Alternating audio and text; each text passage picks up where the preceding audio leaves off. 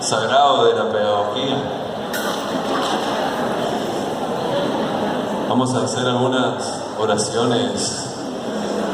Bien, mi nombre es Claudio, estoy con mi compañero y colega Fabio Samite, quien ahora se va a presentar, y trabajamos hace bastantes años desde el campo de la historia y desde el campo de la filosofía, que son las dos disciplinas que de alguna manera nos une y nos permite pensar las problemáticas que se van suscitando en la realidad.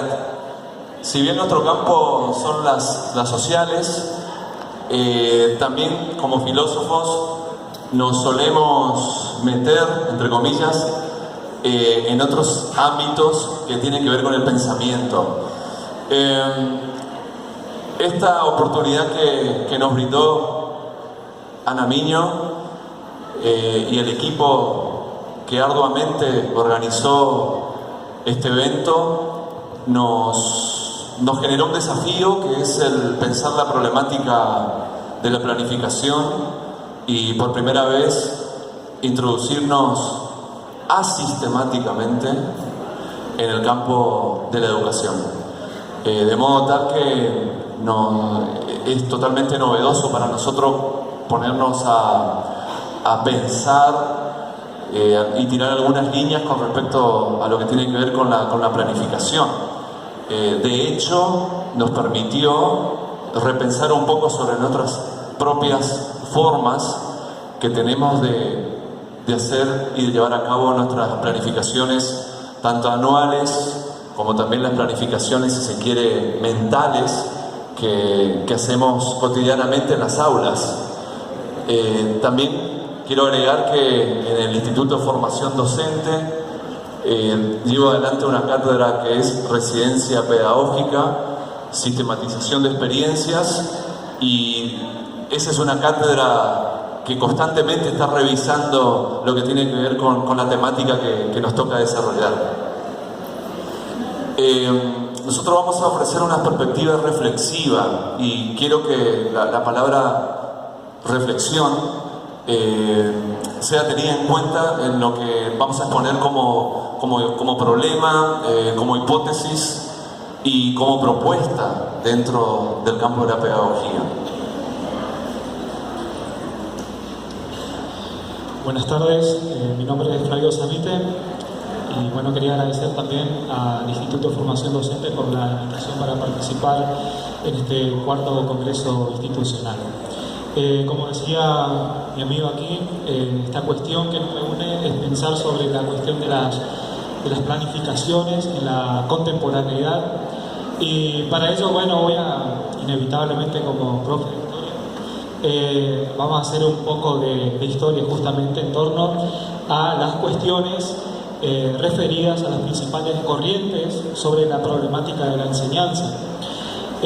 Para ello vamos a remitirnos a tres corrientes principales que, digamos, de alguna manera sentaron las bases hace aproximadamente 5 décadas para repensar la problemática en torno a las cuestiones de la enseñanza. Primeramente, hay que mencionar la cuestión de la agenda clásica, ¿no? La agenda clásica, la educación, relacionada a la educación tradicional, que estaba relacionada o vinculada con eso que nosotros conocemos muy bien como objetivos, como contenidos, y también que ponía un gran énfasis, o pone un gran énfasis, mejor dicho, en la cuestión de la planificación, ya que esta nos permitiría a nosotros la planificación como anticipar, ¿no?, nuestra clase y de alguna manera estructurarla para cuando vamos a desarrollarla. Una segunda corriente también, volví a comentar que esta primera agenda clásica también mencionaba que el buen docente era aquel que también es considerado como un buen planificador, ¿no? Ese, digamos, era como la idea, ¿no?, que giraba en torno, la idea principal. Una segunda corriente sería la psicología cognitiva, con el auge de la psicología cognitiva en la década del 50. Bueno, hay muchos autores que ustedes deben conocer, ¿no?, Piaget, Vygotsky. van a aportar la idea principal de la reflexión crítica una vez que ha acontecido en la clase, ¿no? Y está muy en boga en el siglo XXI varias herramientas que nos permiten reflexionar luego de una vez que nosotros hemos planificado y posteriormente dado la clase, ¿no? Por ejemplo, la cuestión de las bitácoras, la cuestión de los diarios, en las cuales nosotros nos permitiría poder anotar todas aquellas observaciones que nosotros realizamos para poder de alguna manera ser más eficiente en la cuestión de las planificaciones. La psicología cognitiva ha brindado muchas herramientas importantes para la reflexión crítica, ¿no? La perspectiva crítica dentro de la planificación. Y otra tercera corriente, que es la que nosotros particularmente con Claudio nos interesa abordarla y plantearla a ustedes, que es la cuestión de las planificaciones que se dan en el transcurso de la clase, ¿sí? Y hay categorías fundamentales o matrices fundamentales en esta corriente, que son, por ejemplo, la cuestión de la espontaneidad, ¿sí? La creatividad, también la serenidad que uno puede tener en la planificación. Es contrario a lo que había sido muchas veces dominada por la agenda clásica como la celeridad, ¿no? Tratar de llegar de una forma totalmente cuantificable a los resultados que uno tal vez planificaba, pero lo que hace la agenda clásica, la tradicional en las planificaciones, es que sea muy rígida. Eso nosotros venimos un poco a plantear, de que deberíamos tener una cuota de creatividad, de espontaneidad, porque muchas veces sucede, y les sucederá a ustedes, y los invito si quieren a participar y a contar sus experiencias áulicas, que muchas veces cuando nosotros planificamos, ¿no? Planificamos de antemano y formulamos los objetivos y elaboramos muy bien los contenidos, muchas veces nos sucede que los alumnos nos interpelan con preguntas en las cuales nosotros tal vez en esa planificación no estaban dadas. Por eso justamente esta ruptura o esta confrontación o este conflicto que se da con los alumnos muchas veces nos sirven para abrir un espacio, ¿sí? Un espacio de creatividad y de poder imaginar o de salirse fuera de esa planificación rígida y pensar desde los contornos o desde el borde de la planificación. Eso nos permitiría a nosotros tal vez abrir otra nueva perspectiva. Les cuento un caso que a ustedes seguramente le habrá sucedido también en sus aulas. Yo había formulado una planificación de historia en la cual los contenidos estaban muy elaborados, los objetivos también, o sea, los contenidos que yo iba a desarrollar era sobre la cuestión de la política social del peronismo, los objetivos estaban muy claros, lo que quería con mis alumnos, bien, lo planifico anticipadamente, ¿no? Cuando comienzo a desarrollar la clase, en un momento determinado, una alumna me hace una pregunta, ¿no? Que ustedes van a decir una pregunta totalmente banal o totalmente superficial. Este ejemplo le cuento a mis alumnos de ESI. Y me pregunta esta alumna, venía yo, ¿no? Comentando todos los contenidos, y me pregunta mi alumna cuándo fue el momento en el cual yo me di el primer beso, ¿no? Ustedes van a decir totalmente fuera de contexto, ¿no? No tenía nada que ver con lo que yo estaba dando.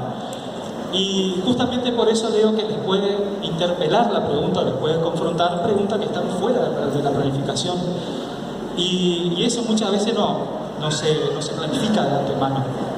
Tenía dos opciones, o obviar la pregunta o bien tomarla para construir algún tipo de saber. Entonces aprovecho esa pregunta que me hace la alumna y me venía perfecto para tocar la ESI, por ejemplo, ¿no? Educación sexual integral.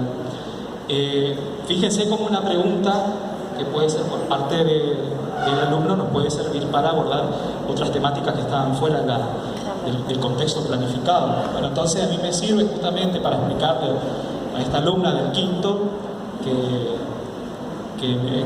digamos, yo creía, ¿no?, en aquel momento, cuando era joven, que si yo le daba un beso, pensaba que iba a quedar embarazada, ¿no? Y un montón de otros mitos y tabúes, digamos, y le hago saber la importancia de la información en torno a la cuestión de la sexualidad para que puedan informarse y de alguna manera de construir ese discurso que gira en torno a los tabúes, ¿no?, a estos mitos.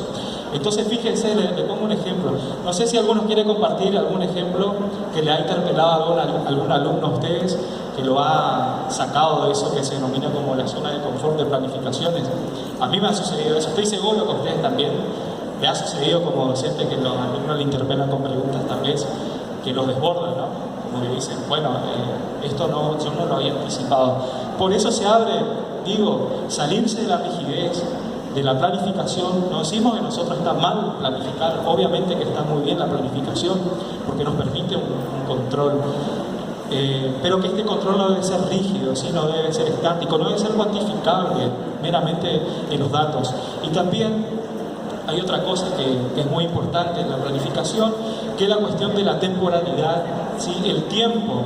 Pues nosotros muchas veces, los docentes, estamos preocupados de llegar con la plenitud de lo que se planifica del programa, ¿no?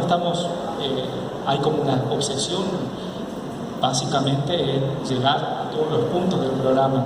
Y debemos decir que hay una temporalidad que nosotros tenemos que respetar, que es la de los alumnos. No todos los alumnos tienen las mismas capacidades de aprendizaje y los mismos tiempos para aprender. Por eso también es importante el tiempo. Estamos con estas coordenadas del capitalismo, que estamos permanentemente en una velocidad, ¿no?, una velocidad por alcanzar todos los objetivos como sean. Muchas veces se pierde gracias, Ana, muchas veces se pierde este tiempo en el cual es muy rico para poder abordar otras cuestiones con la temporalidad natural de nuestros alumnos. Por eso es importante también el tiempo en las planificaciones. No obsesionarse con si se puede llegar bien, perfecto, pero si no, también no es como podríamos decir, una fatalidad.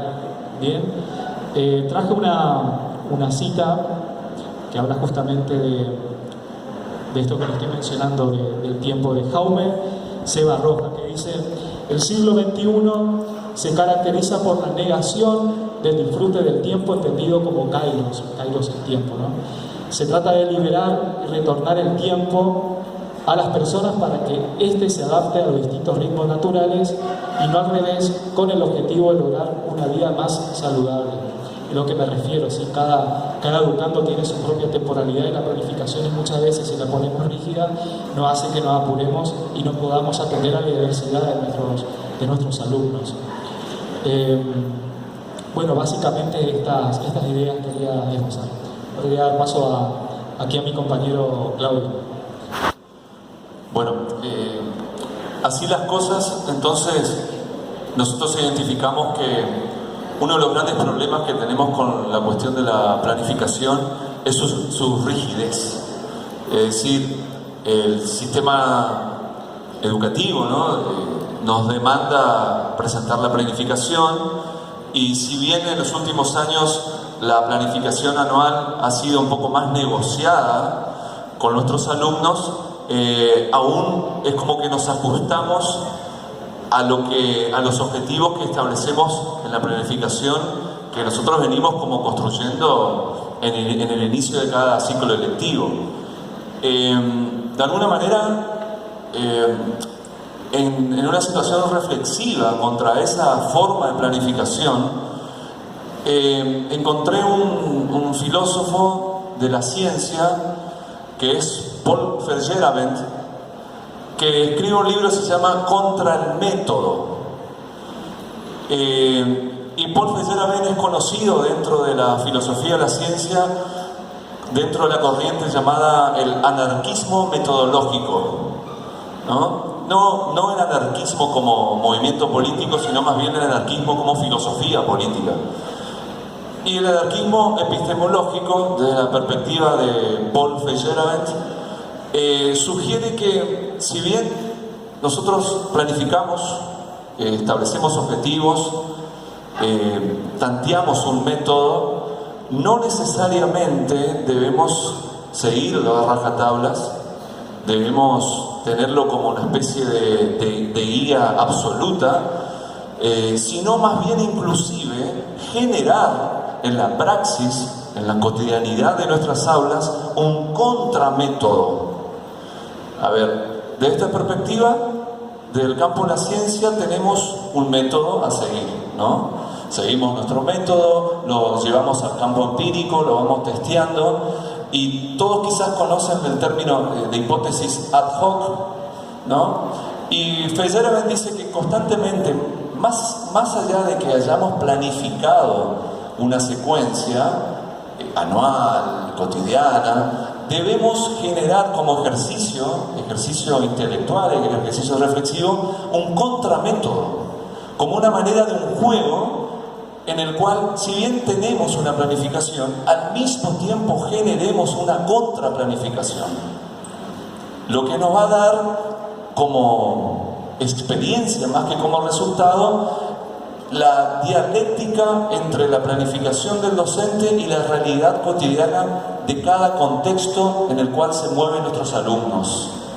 De modo tal que entre la planificación y la realidad de cada alumno, de cada institución, de cada contexto, nosotros vamos a tener una modificación de esa planificación. En otras palabras, toda planificación debe llevar su contraplanificación, en una especie de juego espontáneo, de improvisación, en el cual facilite, y eso creemos nosotros, la libertad creativa del docente y sus alumnos. Entonces, si bien planificamos, si bien tenemos una guía, con Paul Feyerabend nosotros proponemos al mismo tiempo, en una actitud de provocación, si se quiere, generar una contrarregla, una contraplanificación para testear y adecuar, si se quiere, a cada contexto en el cual nuestros alumnos estudian, viven, ¿no?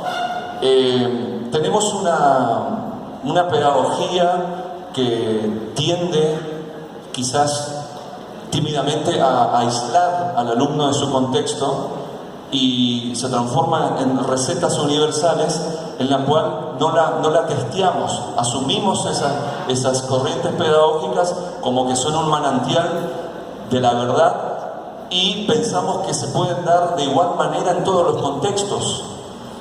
Nosotros decimos que eso es una equivocación, que en fin, bienvenidos sean las corrientes pedagógicas, pero esas corrientes pedagógicas deben ser de alguna manera testeadas en el campo empírico de cada contexto.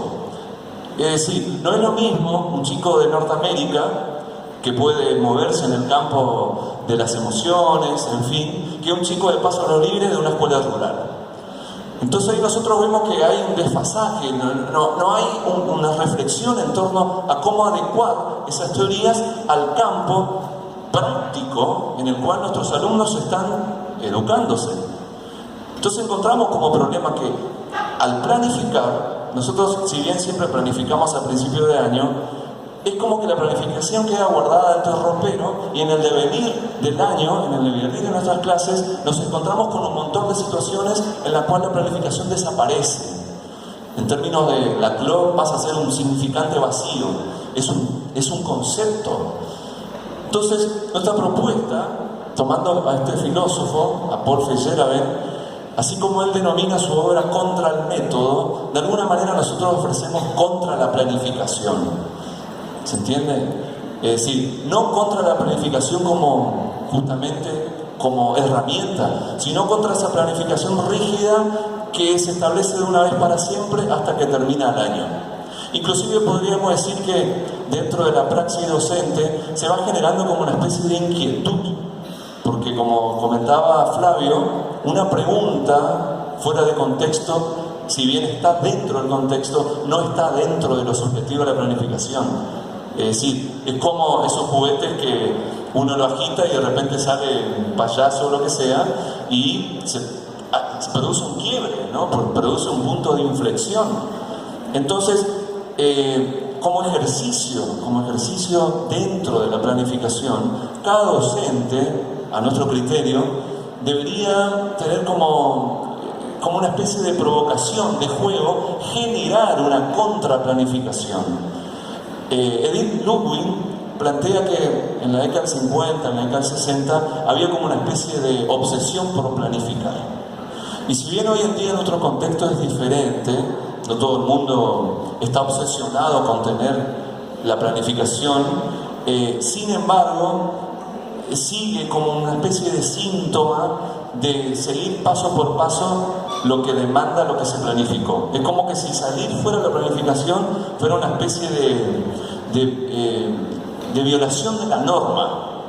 Bueno, nosotros venimos a proponer que hay que violar la norma, hay que generar un contramétodo, como dice Paul Feyerabend, que permita una dialéctica, y tomando a Lewin, una intuición en el cual, en el momento que nosotros venimos enseñando, construyendo el conocimiento con otros alumnos, todas esas cuestiones que van aflorando, que van surgiendo en el contexto de la realidad áulica, dejen en evidencia que la planificación es justamente solo eso, una planificación, un camino. Nosotros proponemos justamente no desviar ese camino y pensar que la espontaneidad permite la creatividad del docente con sus alumnos dentro de una realidad áulica. De modo tal que esta propuesta, que nosotros asistemáticamente recién estamos pensando, creemos abre la posibilidad que la planificación sea algo así como una planificación dialogada, ¿no? Que no sea la presentación del docente al principio de año para cumplir con los términos, para cumplir con las normas, sino más bien que sea una planificación que permita su flexibilidad y que no se cierre en la obsesión por cumplir los objetivos. Los objetivos son pretensiones, pero dentro de la misma pretensión está bueno muchas veces ir contra la pretensión. En conclusión, hay tres conceptos que quisiera que tengamos en cuenta en esta perspectiva reflexiva. En primer lugar, el concepto de ruptura metodológica. ¿Hay un método? Sí, bienvenido sea, pero romper con el método permite la creatividad del docente, en primer lugar. En segundo lugar, la desobediencia a la planificación muchas veces favorece eso que se produce en las aulas y que está más allá de esa planificación. La realidad, la condición de la realidad se da más bien dentro de las aulas, que tiene que tener una conexión con lo institucional, bienvenido sea, pero que debe, como ejercicio intelectual, romper un poco también con esas normas que la propia institución establece como valederas. Y en tercer lugar, tener en cuenta el concepto de construcción de esos discursos, como bien presentaba Flavio, de esas corrientes que nosotros acríticamente, en la mayoría de los casos, las tomamos como una especie de recetas pedagógicas, ¿no? Ahora todo el mundo festeja hoy en día la crisis del positivismo, de la educación tradicional, pero también absorbemos como esponjas, como Bob Esponja, absorbemos todas esas recetas pedagógicas que muchas veces no las testeamos en la realidad y terminamos cayendo en lo que nosotros denominamos una especie de pedagogía del entretenimiento. La pedagogía del entretenimiento, si bien rompe con el peso del contenido, nosotros estamos convencidos que el contenido es fundamental. La pedagogía del entretenimiento está generando una especie de televisión de la educación, desde nuestra visión.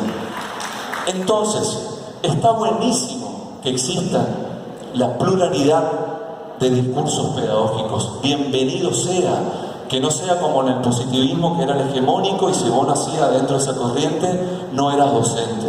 Pero tampoco nosotros de alguna manera permitimos que el bagaje de recetas pedagógicas que se están dando en la actualidad sean la moneda corriente y que nosotros la tengamos que aceptar sin más. Aquí falta el concepto de crítica, y el concepto de crítica solo se resuelve en la praxis del aula, en la praxis de la educación. Solo eso. Muchas gracias.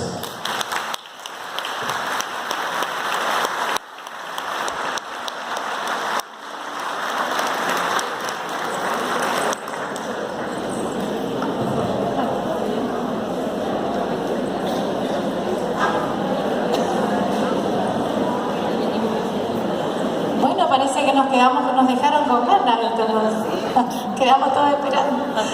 Bueno, muchísimas gracias Claudio, muchísimas gracias Flavio. Voy a pedir a la señora secretaria académica y a la coordinadora de la carrera, que ahora no me acuerdo cuál es la carrera que coordina. Enfermería, perdón. Bueno, nos pidan a esta hora que coordine yo alguna cosa.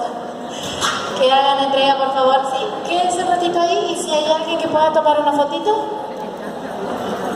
Un pequeño presente para ustedes por la participación. ¿Puedes sacar una foto, por favor?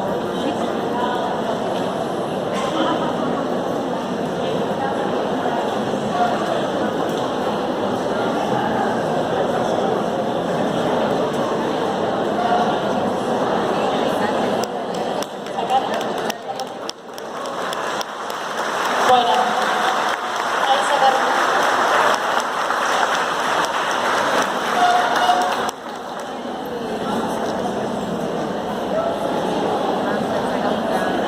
Bueno, muchas gracias.